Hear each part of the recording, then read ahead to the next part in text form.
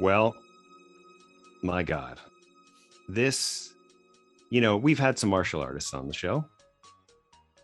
This is martial arts madness, which is, you know, we've only done it one other year, but this is kind of becoming my favorite time of year. A little bit because it's a lot of fun. March Madness is my favorite sporting event of the year, so it only fits with me personally that I also like martial arts madness, but it's I feel like I didn't say that word right, martial arts madness. But I think that we've talked a lot, you and I, right? Like we grew up loving martial arts. We both have studied it to varying degrees. We said, let's get the perfect weapon on the show. This interview goes so much deeper than we could have imagined. I mean, holy tacos. It was crazy. It was crazy. And when this ended, my mouth was like agape, and I felt, positive. And I know I'm just rambling here. I want to hear your thoughts. No, you're saying everything I'm thinking. This is the interview you want to listen to brighten your day. Most of our interviews are like that anyways, but this specifically is valuable because Jeff Speakman, our guest today, is a phenomenal human person. He's just a good guy trying to leave a mark on this life that we're currently living in that means something at the end of the day. And to have that echoed and reminded that we are on this planet for a reason. We had every intention to talk about the perfect weapon, and we did. And we had every intention to go over aspects of his career, which we do. But did we know that it was going to go in the direction it ultimately went into? No. And are we a better person because of it? Yes. If you want to say that where we are right now in the world could be considered a form of the Dark Ages, in the sense that humans have kind of lost sight of certain values and integrity, and things have become more about selfishness, and social media has become look at me and how can I better myself and how can I sell out and how can I, and to reconnect with these ideals of gratitude and what really matters, and love, right? And at the end of the day, what do we all really have? And what is it that we're really looking to do? And why are we here? I mean, these are big picture questions that Jeff Speakman has whittled down to these core ideals. Boy, oh boy. It's a myriad of emotions in this interview, and ultimately all positive ones. So without further ado, enjoy Jeff Speakman.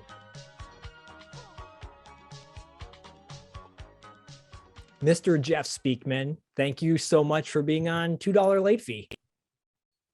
It is a pleasure, and I just want to officially thank you guys for the invitation. It is wonderful to be here. Well, we are very big fans of obviously your screen work, and I share with you offline that one of the inspirations for me wanting to get into martial arts when I was, I want to say 15 or 16, I guess, was Kenpo Karate, getting into Kenpo specifically because I saw you in The Perfect Weapon. And I said, that's the style of Kenpo. I want to try that style. That's the style I want to try. And I did it for 3 years, and I earned my green belt, and then things happened. Then I got scared and I ran away and I stopped and I picked up piano. Pretty much. I think I see how this interview is going to go. No, it's interesting. No, it sincerely, you were an inspiration to myself, Dustin, and I, and to have you on the show all these years later and be able to talk to you is a really big deal. But obviously, The Perfect Weapon is kind of our penultimate favorite of yours. However, just you as a person and following your path to movies has also been inspiring. But I don't know, do you want to just talk about how did you get from A to B? How did you get from where you were before Perfect Weapon to Perfect Weapon? Wait, but what's our ultimate favorite if Perfect Weapon is our penultimate? Yeah, that's a good point. Just Right, ultimate. Penultimate. right. True. It's the ultimate, man. It is the That's ultimate. Sorry, Jeff. Sorry to interrupt. It's, you're not sorry, so don't play like you are. It's all I am right. sorry. You can get over it. He's gonna kick your ass. You needed to know it was the ultimate. I just want to be clear. The ultimate. See, they only talk like this because we're not in the same room. For all your listeners, Oh, you know. shit. But great question and big answer, because that's obviously an enormous journey that I went on. But I'll encapsulate it for you if you wish. Please. It just quickly started from my graduation from college in Joplin, Missouri Southern State University. Wow. Took me 6 years to get a 4-year degree, so that'll tell you a little bit about me. Then that's where I was studying Japanese Goju-Ryu from Lou Angel. Was a full Nidan when I left, and he said, if you want to make martial arts your life, you should study Kenpo from Ed Parker because he's the best in the world. And so he wrote a letter of introduction for me. I sold my car to pay for the U-Haul, and I drove to California, stayed with some friends, and walked up to Ed Parker in the summer of '83 at his tournament in Long Beach, California, bowed to him, handed him this letter, and he opened it and read it and said, oh my God, my old friend Lou Angel, how wonderful. He said, give me a couple of weeks, call me at my home, gave me his number, and he said, I'll get you started. So that was how I got there. Wow. And then after a couple of years of doing that in '85, someone who was bringing their child to our dojo, who worked in the movie business, kept telling me, she said, you know, you ought to take what you do and study acting and go out and do some stuff. And I said, I don't want to, you know, that just isn't my scene. But she set me up with an acting school and said, you really, really need to do this. You got to trust me. So I went and watched. I was invited to go just observe. And in one afternoon, I looked at that and I just said, okay, I think I can do this. So I studied acting 5 years before I did Perfect Weapon. I went on many auditions. I actually got work and got paid, and the check cleared the bank, you know, all those things you need to be considered a real actor. So I did that, but no one ever knew I knew martial arts. I just wanted to come out and prove I could get work as an actor, and then I would let them know. And the irony here, long story tried to make shorter, is one of the coaches at the acting workshop is the guy that wrote Van Damme's second movie called Kickboxer. Really? And his name is Glenn Bruce. So he was coaching me for a long time. And remember, I never told anybody I knew martial arts. And then somehow, you know, we learned who this guy is. I found out who he was.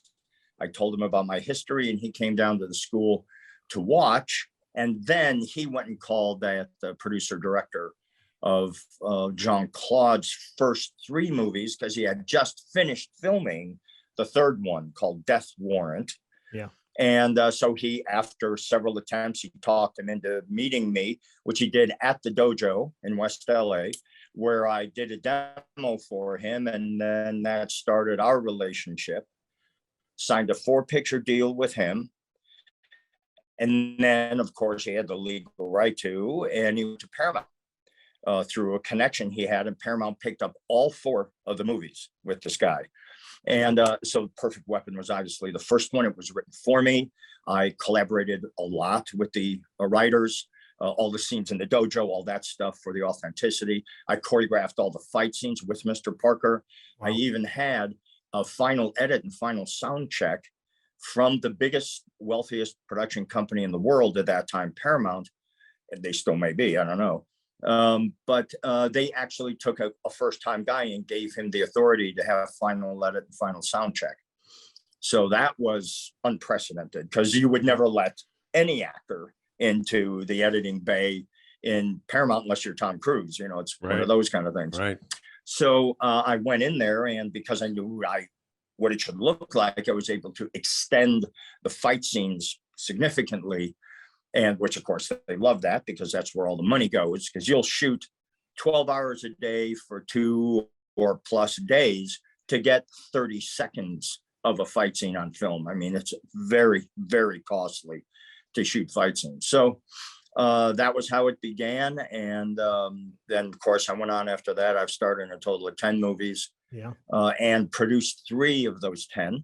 So I learned a lot about the movie business and raising money, which I didn't want to learn about, but I decided if I was going to do this as a career, the more I learned about just the business, the more of an asset I would be, and the more likely it would be that I would get hired. And that wound up being the case. But to finish the Perfect Weapon side of the discussion, Paramount's experience with that producer and director was so terrible that they just didn't want to exercise the other three remaining Speakman options because he was attached to all of them. And it was just a nightmare and a terrible experience. So now I'm the product of the preceding group. They paid me my holding fee and just didn't do a movie, but the things they wouldn't release me. Because if I left and went to wherever, Universal, Warner Brothers, and did another movie and it was a success, then they would be in trouble. Wow. So what they do is they take you and just put you on a shelf, pay you your holding fee, and your career suffers terribly. But if I were to go on and be a success somewhere else, their career would have suffered terribly. And they didn't want to have to work with this guy and pay him a lot of money. He had negotiated himself a contract that you just wouldn't believe. Oh, man. So I'm stuck. So that's why the succeeding movies after Perfect Weapon were 1/3 the budget. Yeah. And with smaller companies, with the exception of the Warner Brothers and Universal movies I did. But that's what happened. So I just rode the donkey as far as I could. It turned out to be 10 movies, and that was the end of it. What was your experience like with that producer? Was it bad for you personally? The relationship I had with him leading up to the filming, as you know very well, there's a lot of work you do in pre-production. So you spend a lot of time doing all of that. That was great. When we got to production, and this was all about how he ran the business of production. And he was very, very adversarial with Paramount and the president of Paramount and all the people that hired you, and they're paying you and you're being a dick. So that in turn, all of a sudden, every day on the Perfect Weapon, the as they call them, the suits start showing up, the executives, and they're poking their head around and making him nervous. And everybody saw that the Perfect Weapon was going to be a success. So when that happens, everybody wants to kind of, get their fingerprints on the page of the script, so they get to take credit for it. So these guys coming out made it even worse for him, because he felt very insecure about that. And then that just rolled into an unpleasant experience for me. Yeah. But who gives a shit? You're starring in a movie for Paramount. It's the first Kenpo movie that was ever done. I had full control of the fight scenes and the editing. I mean, completely unheard of, right? Yeah, so for sure. I said, all right, whatever's going to happen is going to happen, because here's a great beginning. And so there would at least be, there was a 10-year ride off of that. And it was great. And it provided me with the amazing life that I'm living right now. I think about, you said it was the first film to really focus on Kenpo, and you have your dedication to Ed Parker at the end of the movie as well. It was the first movie that I remember ever seeing that focused on a specific martial arts and talked about the martial art, like, kind of in detail, for me personally.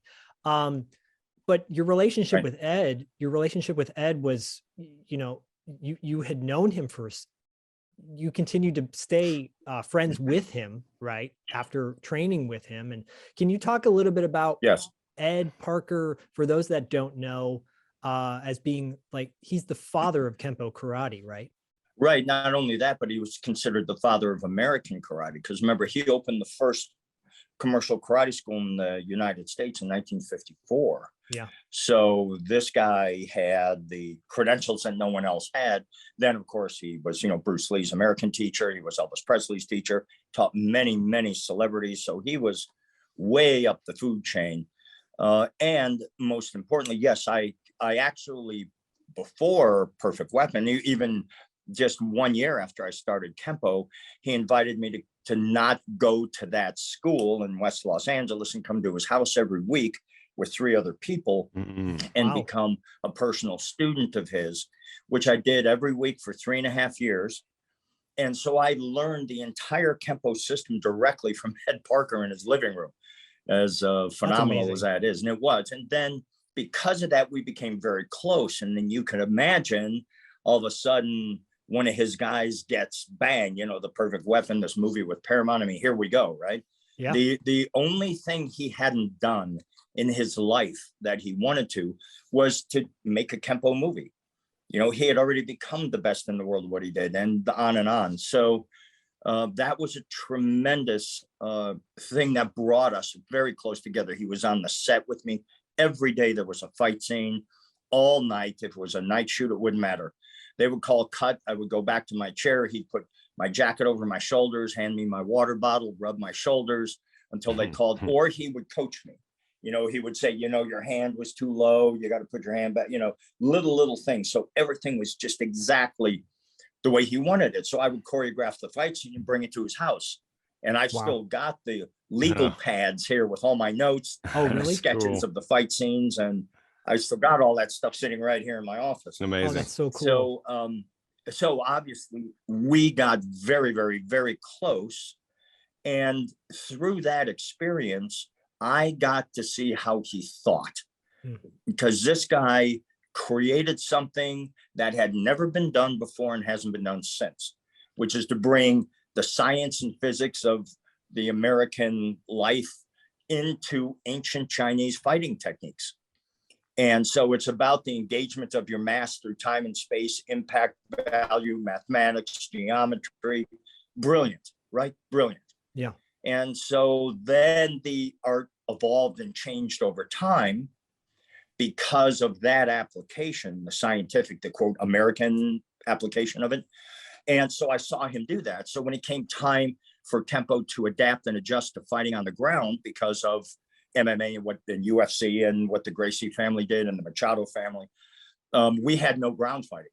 So we were just a fish out of water. So in my world of Kenpo, it's the 5th evolution, because this is what Ed Parker asked all of his black belts to do, to continue to evolve, to keep the art relevant.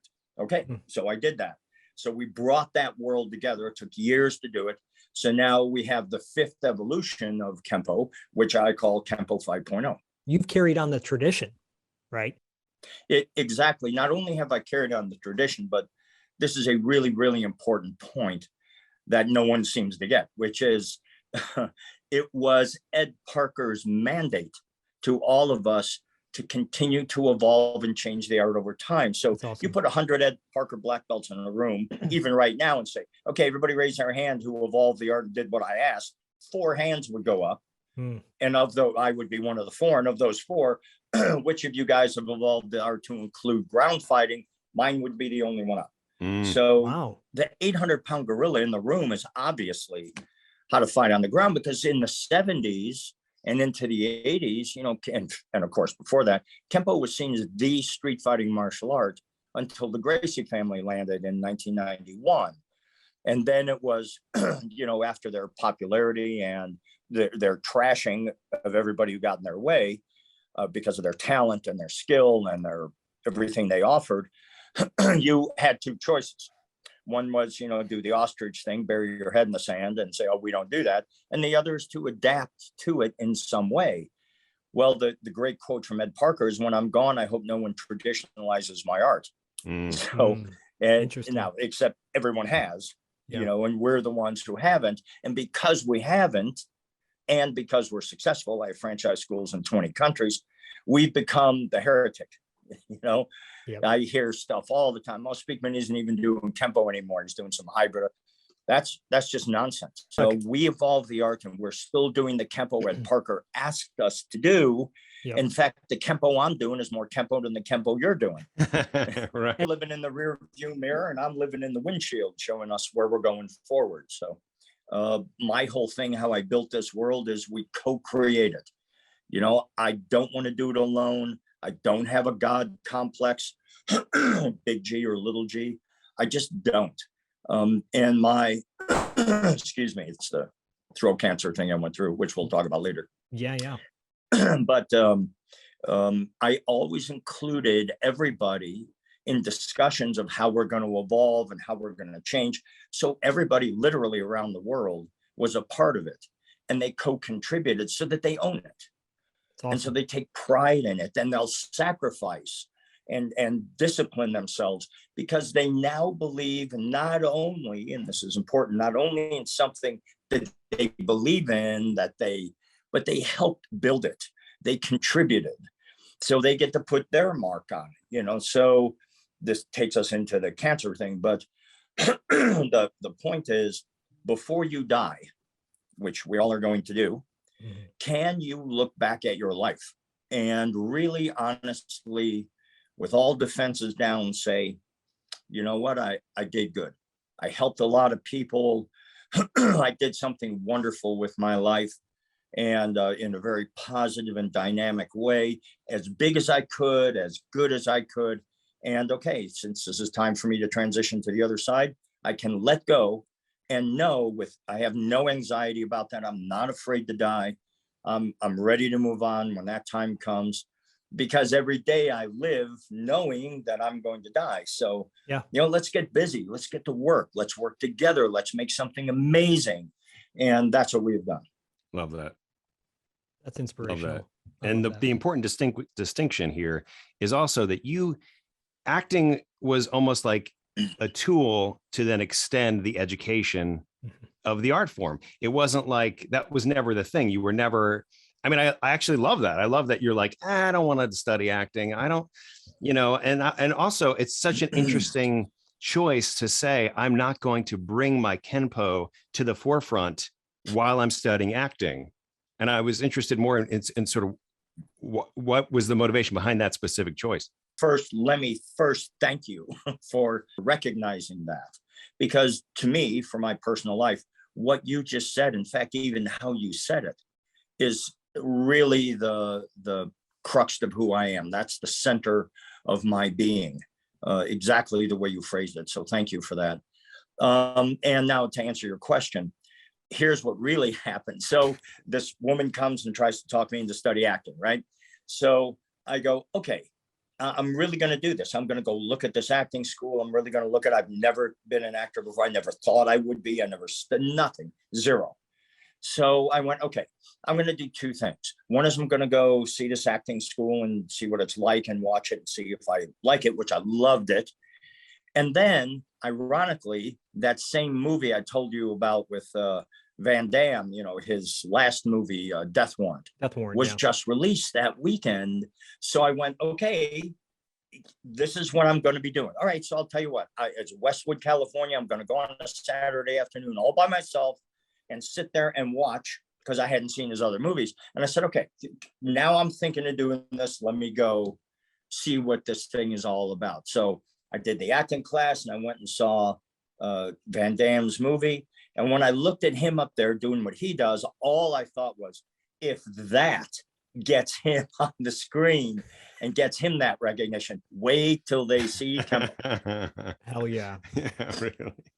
So I didn't want to blow it. I didn't want to lead with Kenpo. I didn't want to come out and say I'm another martial artist trying to do a martial art movie. I had studied acting 5 years. I could give you a tape of, I got a job on Hunter. Remember that TV series? Oh, I love Hunter. Right, from forever ago. Oh yeah. And a few other things. So I could show you a tape. They hired me. I just did an acting thing and I went home. I didn't do one bit of action, nothing. And so when it came time for me to interview with the president of Paramount, Gary Lucchese, he could, take my picture, flip it around and go, okay, he's been doing this. He studied there. Let's see his tape from Hunter and this and that. Yep. And then that's the reason why he gave me a chance, because I had already proven to him that I wanted to be serious about this by dedicating myself to studying acting and getting work as an actor. So that's what brought him around to go, okay, let me take one evening. And he and 3 other guys from Paramount came to the dojo one night, and I had a couple of black belt contemporaries with me. And we did a bunch of techniques and a bunch of Kenpo. And I smacked the shit out of a few of them, and they loved it. And I loved it too, since I wasn't the one getting hit for a change, you know. That's fantastic. That's great. And then you go on and make The Perfect Weapon. And I mean, we love that movie. Like we said, we love that movie. I'm just curious, were you a track student when you were younger? Like the character in the movie? The pole vault, man, No, the pole growing vault. up, I was actually a gymnast and a springboard diver in high school. Wow. And so I would be a springboard diver in the summer and a gymnast in the winter. So I always moved like that. So when I left to go to college, the thing that got me interested in martial arts was all of that history. So I was either going to try professional dance or martial arts, because they really are very, very similar in many ways. Yeah. One is a passive application, one is an aggressive application, but movement is the same. And that's what I loved, and that's what I was good at. So it just so happened that, ironically, I was a roommate with a guy, and I lived with him for like a year. And after a year of living with him, I realized and found out he was a black belt in Goju-Ryu karate from Blue Angel. Oh, wow. And I thought that was just so amazing. I lived with the guy for a year and I had no idea. And I thought that was really cool. Wow. So I said, would you introduce me? First, would you teach me, which he started to, and then would you introduce me to Blue Angel, which I became a private student of his then. Okay. That's amazing. I'm glad it didn't turn out that, he kept from you that he was a serial killer or something like that. Yeah. He kept leaving. I didn't know where he was going. He kept coming home bloody. I didn't ask questions. And they had this bag and a knife hanging out, but it's none of my business. So what am I doing? Yeah, right. I think for me, The Perfect Weapon, first of all, Dustin and I often talk about how so many movies go too long. Like an hour 45, 2 hours, 2.5 hours. It's too long of a movie. Perfect Weapon is a nice 84-minute package. It's in many ways, it gets, you start out very specific. I mean, I'm curious from like the backstory of the character, a lot of questions of like, wait, was he in like a workers program for jail or something? What was going on there? And then you segue into being in your house. And, sincerely, I'm like, what is the backstory of Jeff? I want to know. But over the film just moves from one beat to another very, very quickly in a very nice way. And you hit all the marks, it sets up the relationship with you and your brother, the relationship with you and your dad, who's an asshole. And I think I could relate to that when I was a kid. It's like, I didn't have a real relationship with my dad at the time. We now do, and it's fantastic. But at the time I was like, I can kind of relate to that, and not having that father figure that I craved.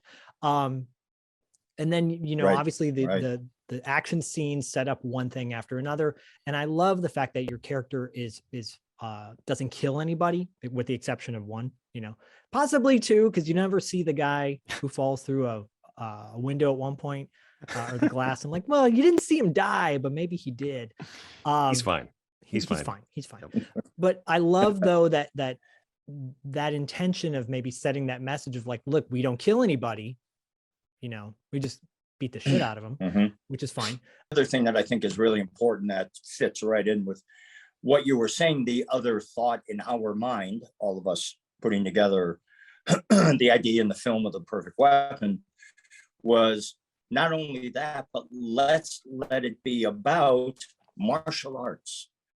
Not much of any kind of gunplay, not a lot of blood and gore and bad language and all that stuff that Steven Seagal built his world on, right? Right. Let it be about talent, not about like when you watch a Van Damme movie, you watch him do the same kick 16 different ways, right?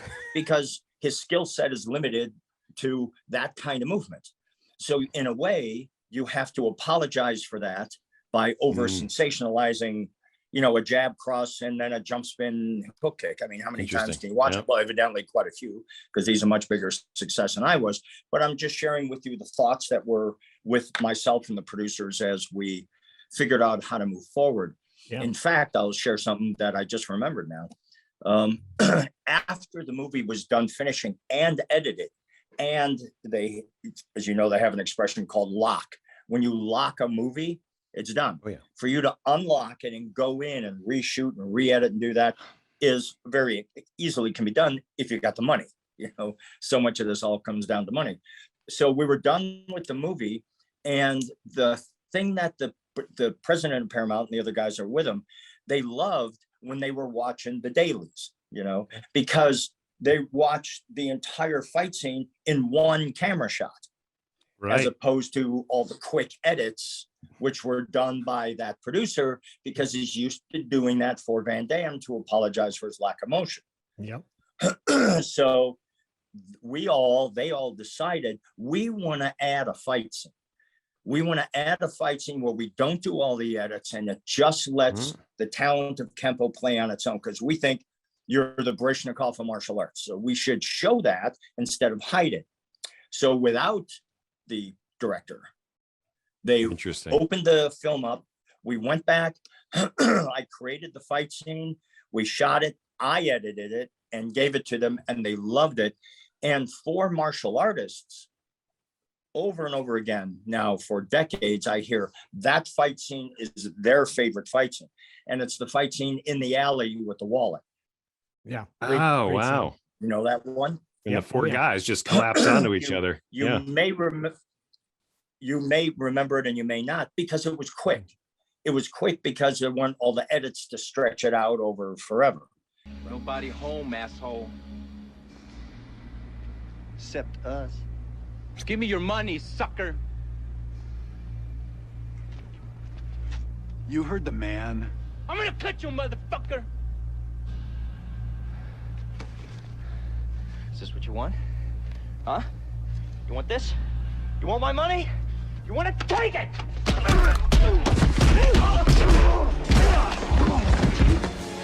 Right? Those four guys come in the back alley and they want my wallet, and I take it out and I go, is this what you want? You want this? And then boom, it starts, and 3-4 seconds later, it's over.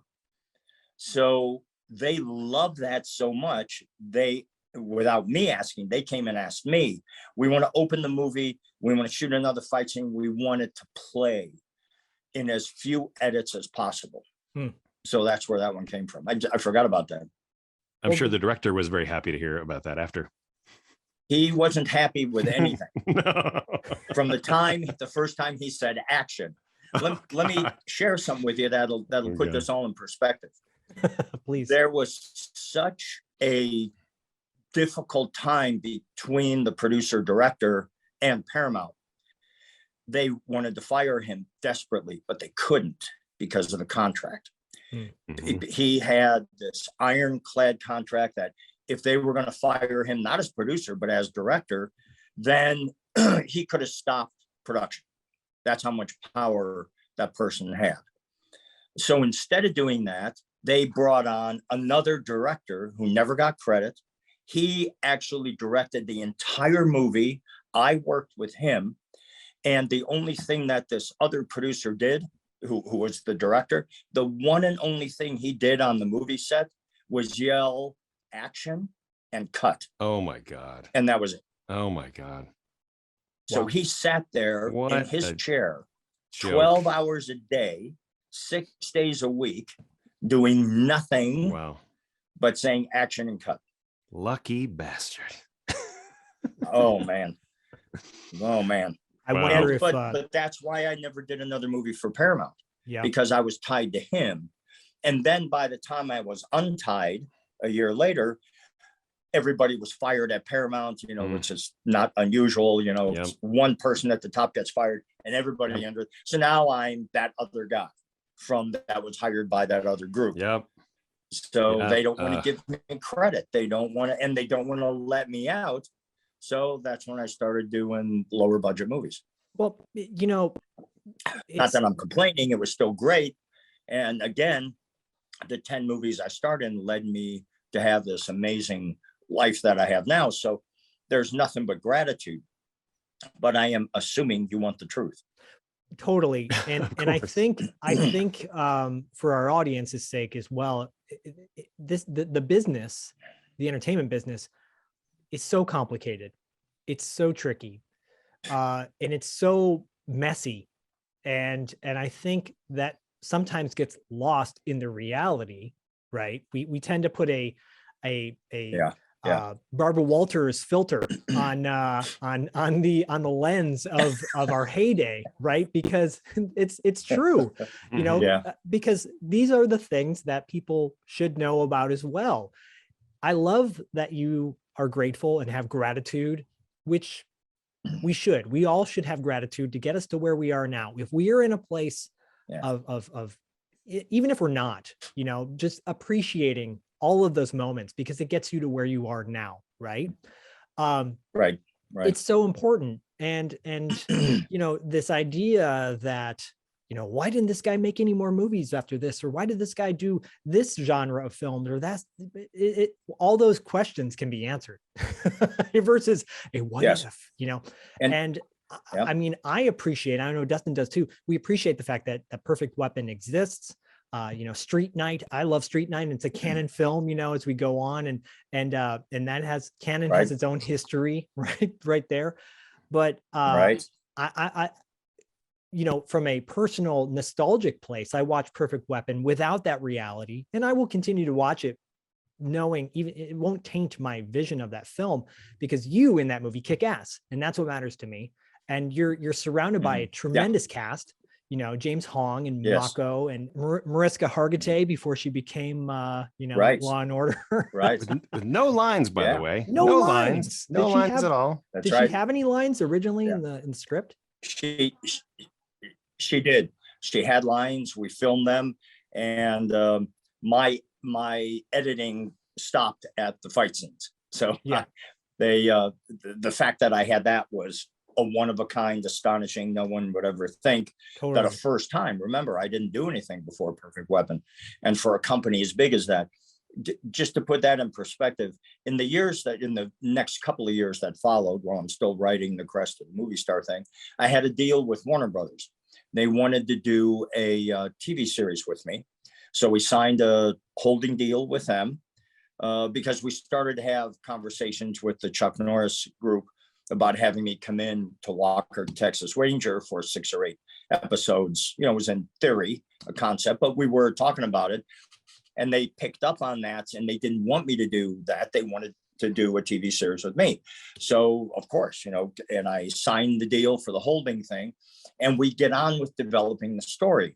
Well, as we're developing everything, there's language missing. This is after a couple of movies. Language in there that didn't give me the final edit and the final sound check of the fight scenes. And just for perspective, every one of those were tied to the delivery schedule of the film. So I couldn't hold up delivery. If I was busy or out of the country and I couldn't make it in the dates you gave me to go to the editing bay to fix it, then it's going to come out the way you think it's going to look. And I got to eat it. And that never happened, thank God. But the thing is that they hired me, and then there's this absence of language giving me the right to choreograph and edit and sound check. And so when my lawyers went back in to add that language, they came back and said, well, we don't give actors that right, so that's not going to happen. And I said, okay, I get that. And maybe you don't want to set that precedent for other actors. I get that. Here's a crazy idea. Give me another title so that you're not giving that right to, quote, an actor. You're giving it to whatever. I don't care. And don't pay me any more money for it, because I don't care. I want to control that, because that is my life. That is my world. Ed Parker died before Perfect Weapon was even released. So now I have the weight of maintaining the integrity of our art. And you think I'm going to give it to some guy who doesn't give a shit in the editing bay? I'm not going to do that. So they said, look, we just don't do that. And we're not going to give you another time. We're just not going to do it. And I said, well, then I'm, continue to pay me, and I'm not signing off on doing it. And so that series never got done, because I wouldn't give up the right to control, not my image, because that would be throughout the whole movie, just the image of me doing my martial art, my Kenpo. I've got to control that, because you don't know what you're looking at. I do. So this is what Paramount learned. They had their editor edit the fight scenes, and I looked at them and I went, okay, where's this? Where's that? This is missing. That should be over here, and this Right. should be over there. And they went, okay, why don't you show us? And I did. And then suddenly the fight scene looks better, but it's also longer. Now it might be Yeah. longer by 2 or 3 seconds. Right. But again, when you put it in the perspective of how much money you're paying to, Right. to get those seconds of a fight scene, it's valuable. It just makes business Yeah. sense. Let the guy who knows what it's supposed to look like do his job, because we gain from that. You know, in action movies, the trailer is all the fight scenes, right? There's Yeah. a car chase and a couple of gunshots, but it's mostly about the martial art. So the more you can deliver in that way, the more they love it. So it was a symbiotic relationship in that way. But Warner Brothers wouldn't do it. So I just said, okay, then we're not doing it. Wow. They couldn't believe that, by the way. They couldn't believe that I was Right. turning down a TV series with a You major studio. fool. just You know because what I you're could- turning down. Really? No, yeah, totally. You know what you should have done in retrospect? You should have been like, pay me to teach the editor how to fight in Kenpo. Yeah. And then he'll respect Right. the art the way he should respect it. And then we won't have a problem. There you go. Yeah. Wow. He'll either respect it or I'll kill him. One of the Right. two. Exactly. Exactly. So funny. I love that. I mean, I love that you are the integrity. I talk to my son all the time about integrity and what integrity means and what it, and that even when everyone else is doing the wrong thing or making the choice that doesn't seem right, doesn't mean you should. And especially with younger kids, I think it's a harder concept to grasp onto. But again, just like practicing anything, whether it's martial arts, Mhm. whether it's playing basketball, whatever, the more you practice it, the more you get ingrained in your mind, the more it just becomes a reality and part of your daily life. And I love that. I love that you stuck to your guns, so to speak, Same. or stuck to your sticks. Yeah. Yeah. You have to. I mean, you really have to, right? Because Yeah. But, and the other thing that, yeah. No, the other thing that I think is so important about the point you just made is, and remember, we're talking many years ago that I went through this. Yeah. Fast forward to today, and Yes. there you are being a good dad, trying to teach your son the right way to do it. And more so today than ever, there are examples of adults who don't do that. They just Mhm. sell out for clicks on the like button. They sell Yep. out for sponsorship money. And the more vitriol their language, the more extreme their positions, the more money that they make. And so they make that connection. They go, here gets me that, bang, and it comes together. And then it spirals out of control. Now you have not tens of millions, you have over 100 million people watch you.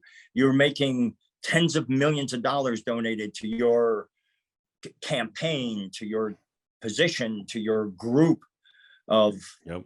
even if it's domestic terrorism, Yeah. and it's all out there on social media with no restraint and no holdback. And we're a house on fire right now because of this staggering lack of integrity and dignity and doing the right thing because it's the right thing to do, Exactly. not because you're going to make money or lose money. Right. You're going to be okay. You're going to live and you're going to die. The question is, what did you do between birth and death? What did you do? Yeah. And if the answer is, oh, I made, 20 million or $100 million and I bought a house and I did a thing and I raised a family. Okay. All those things are tied to a dollar. None of them are tied to the depth and integrity of making sure that, and here's the point, make sure the world is a better place because you were here. Love that. And if you're not doing that, Yep. fix it. Yeah. Change your thinking and change your behavior and change your way of being in the world. Totally. I love Beautifully that. said. Yep. So congratulations to you on being a good dad, because Oh. that's a wonderful thing for me to hear. I appreciate that. I try. We can only do the best. Yeah. We can only just do our best. That's what I tell my son. Like, just do your best. What we didn't tell you, Jeff, is actually that Zach is my dad. So it's a little awkward way to reveal it, but I'm doing okay. He's a great dad. Oh, I could have made it the rest of the day without hearing that one. Oh, Nope. no.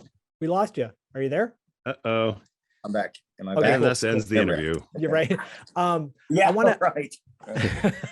I want to jump forward a little bit, obviously, to talk about courage and talk about your battle with cancer. Yeah, the cancer. So we're in 2013. The end of January, I was actually diagnosed by City of Hope as stage 4. I say throat cancer, but technically it's tongue cancer. But if anybody's been through that, you know, your tongue is this huge muscle that's all in here. And so I had a really bad cold that lasted for weeks, and I had a sore throat. Then the cold went away and the sore throat didn't, and it got worse. And then I tried this antibiotic and that one, you know, with my doctor, of course. And it got worse and worse. And then one day my voice started to be affected by my infection. So that's when my doctor said, we got to do an MRI. And that's when the 4 millimeter cancer tumor showed up. And I immediately went to City of Hope in California, just outside of Pasadena, which is next to Los Angeles for everybody watching who doesn't know that. And they are one of the top 3 cancer hospitals and teaching institutions in the world. So my first day in, when I was diagnosed, was through the head of robotic surgery, Dr. Magami. And they do a thing called an endoscope. And if you don't know what that is, I hope you never know what it is, because they take a tube with a camera on the end. They go through your nose and all the way down your throat. Oh, So that's not exactly the highlight of my day. And so you put your head back. So I'm looking down, you know, with my head back at her, and she's looking at the monitor right next to me, and she's looking at that and just shaking her head like this. And I'm going, okay, this is it. That's not the reaction I wanted from her. right. And she came out and said, told me what it was, and said, if she were to do surgery on it, I would have to sign an agreement that would allow her to take my voice box if she felt it was necessary. Otherwise, they wouldn't do the surgery. And she said, then that means you'll have to speak through a synthesizer and your whole life will change. And I'm just laying it all out for you. So in the same minute and a half that you're told you have stage 4 cancer. Oh, and by the way, and if I fix it, you're not going to talk again. Oh, God. So it was the bucket of cold water that you could imagine. Yeah. And so even sitting in front of her, it was just so clear to me. It just came to me and I said, I'll just take my own life, because I know that who I am. You can also tell by now I don't have a problem speaking. And some people criticize me for that, and they'd be right, by the way. But I'm not going to live the rest of my life living in a cage. That's the only thing I fear. So I, in my mind, I went, okay, I see that I'm going to take my own life. I'll figure out how to do it. And 3 days later, I was meeting with the head of oncology for their take at the same hospital, City of Hope. And so I went into him 3 days later. He put his hand on my shoulder and said, we have the cure for this. And he said, 85% of the people that come to this hospital with what you have, not just survive, they're cured. And I was 55 then. He said, you're in the top 1% of health of people in your age group. There's just no way we're going to do this. Wow. And I just, oh, wow. Wow. Excuse me a second. I just sat there and wept. Yeah. Because I went 3 days thinking and knowing and believing in my heart, my soul, and my mind that I was going to die, that I was going to take my own life. And there was the question I referred to earlier. I got 3 days to think about this, and I made the decision that I'm going to do that. My thinking has never, from the time I was like 12 years old, I've never been encumbered by the belief in any religious system. So I didn't have that monkey on my back, And so I actually started to make a thing they called the list, which this is the list of people you're going to call to say goodbye, to say that thank you and love you and, all that. So there you are, making the list of the names of people who are significant to you that you're going to say goodbye to. That's some heavy shit for 3 days. And then imagine being convinced of that. Now you walk into some other place, he goes, we got it. You're going to be good. Don't worry about it. I mean, right. Think of that slingshot, from one side to the next. Wow. And so I did the radiation chemo, did 34 sessions of radiation, 5 days a week, with 8 simultaneous sessions of chemotherapy.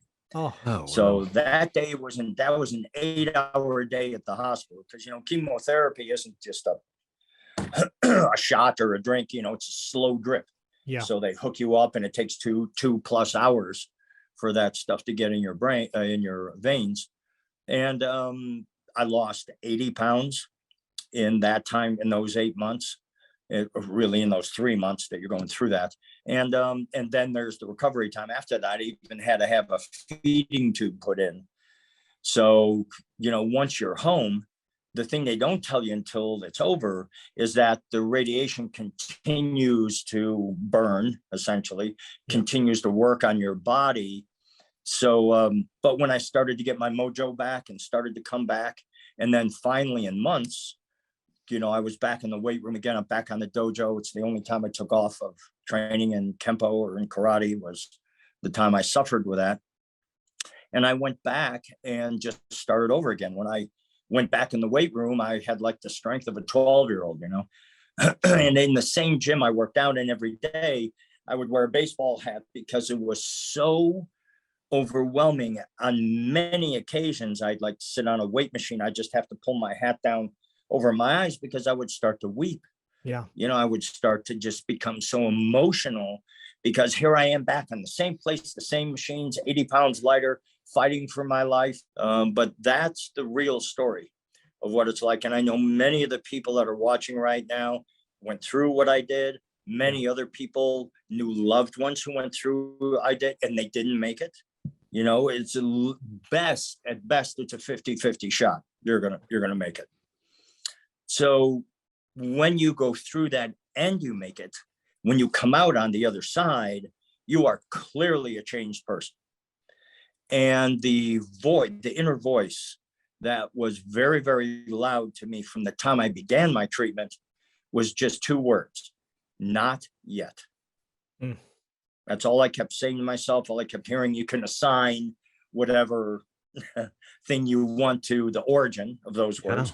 But they were very real and very strong. And all I thought was, we're all going to die, and we know that. And I'm 55, but I know I've got a lot more value to add to the experience of being alive and other people on planet Earth. Yep. I have that connection, and not yet. I don't want to die yet, because I know what I'm doing, and I feel the power and the importance of that. And that was the big drive. So now you take that feeling, fast forward to today, and that's why I don't get the anti-vax. Because if I could get a vaccine and help, even, just help the medical community, so they're going to help other people, set an example for, I'm there just like that. Yeah. And I'm not encumbered by the paranoia of, whatever chips that they put in so they can read when you take a dump. I mean, I don't get it. I just don't get it. The cell phone does that anyway. Yeah. Yeah. Right. With a little more visual part to it. Yeah, really. So, but no, I'm not going to go do that now. So, okay. That was the next segment on our show. Yeah. No, really, I've had enough of this. Jeff Speakman takes a dump. Exclusive. That's right. The perfect weapon has new meaning, then, doesn't it? A perfect movement. No, I'm sorry. Perfect weapon. Oh my God. But I mean, that's all you can do. At the end of the day, you got to laugh. You have to have some light moments in the dark. And my God. Well, first of all, thank you for sharing that story with us. As hard as it may have been to retell it.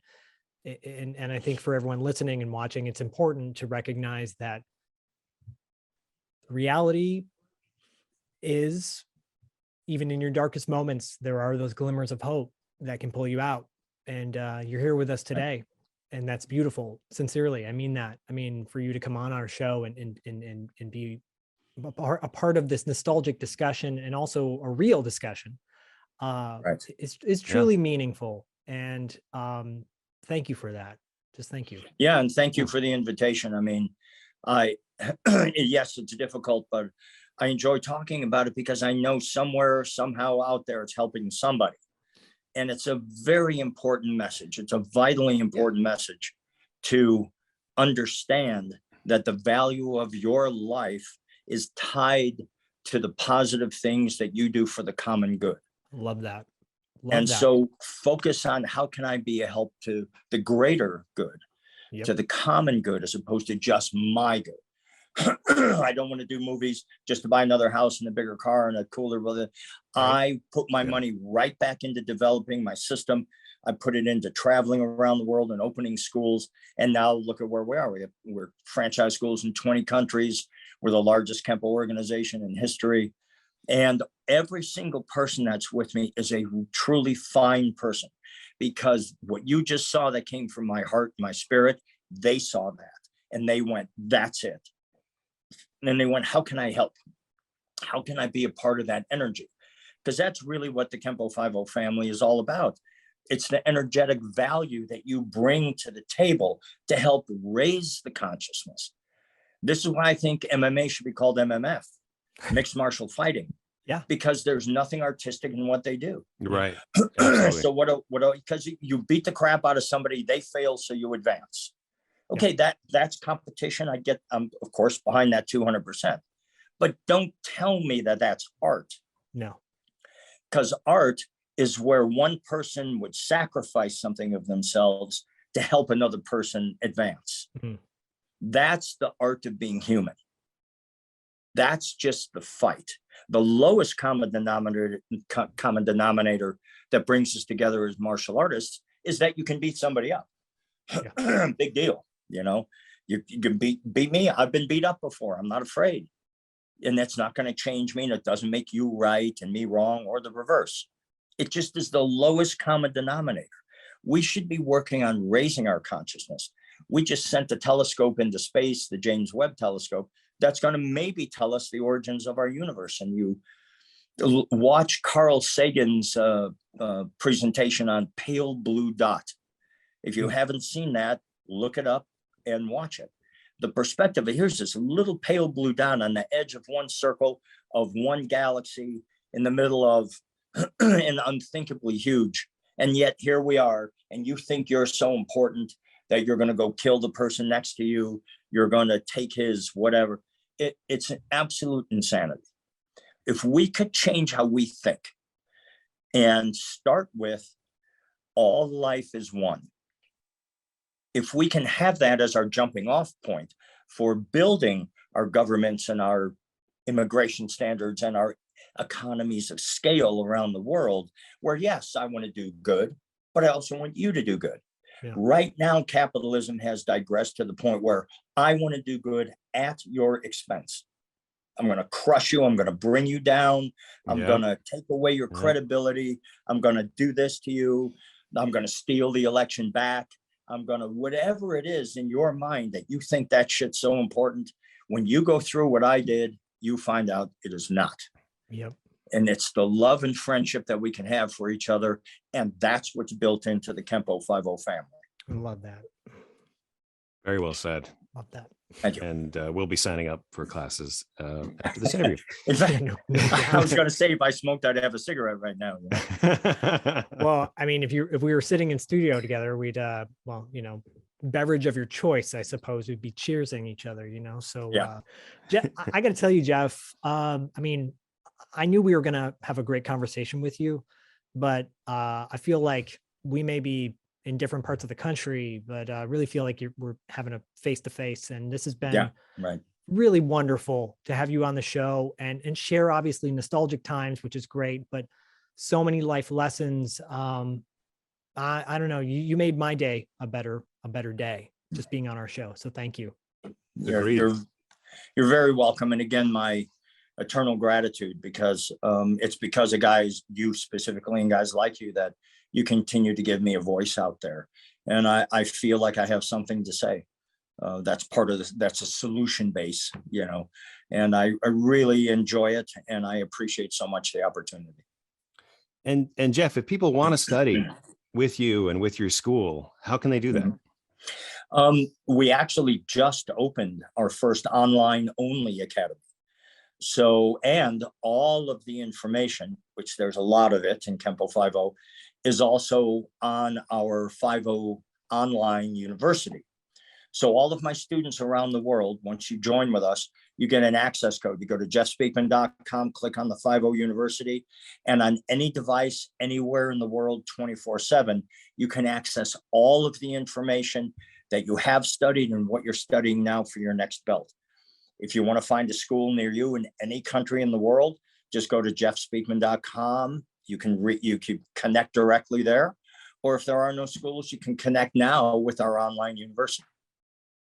Amazing. So the only contact point is really just jeffspeakman.com, and all the information is there. Great. Yeah, go to it, guys. Check it out. I want to sign up now. Same. We'll be in touch. Thank you. Thank you so much, Jeff. Just have a wonderful day. I hope this started you off on the right foot. And, it's just so great. And I really sincerely, my gratitude. I appreciate so much that you guys would care enough to reach out to me. It really is wonderful. So thank you. Man, dude, what a beautiful man. Oh my God. My God. I don't say, and I mean that inside and out, because that was so much more than I would have thought. I don't even have words, because I was like really, really taken by both his vulnerability and his honesty, and just like whittling things down to like, you know what, this is all that matters in life, guys. Like all the rest is bullshit. Like, beautiful man. Yeah. This was about as a real of an interview as one can get, and I say real in quotes. Just in the content sense of, I use these movies as a tool to help further my ability to help other people in the world. Yep. And that is something that echoed throughout this entire interview. I'm here to help. How can I be of service? How can I be a better human? When I die, what am I going to think back on? And what am I going to feel about that? And I mean, that's it, man. That's it. So, yep. This interview is pretty much a capsule of what we're all about too. So do good to get good, do good. My God. He actually said, I think he said, make sure the world is a better place because you're in it. Wow. That was the line. I love it. So Zach, the world's a better place because you're in it. Likewise. And I want you to know as you go about your Thursday. Yeah, right. I'm going to go take a big dump now. Yeah. Purge. I'm going to go to a lake. I'm going to find a lake and I'm going to go cry. Bye. Oh my God. Yeah.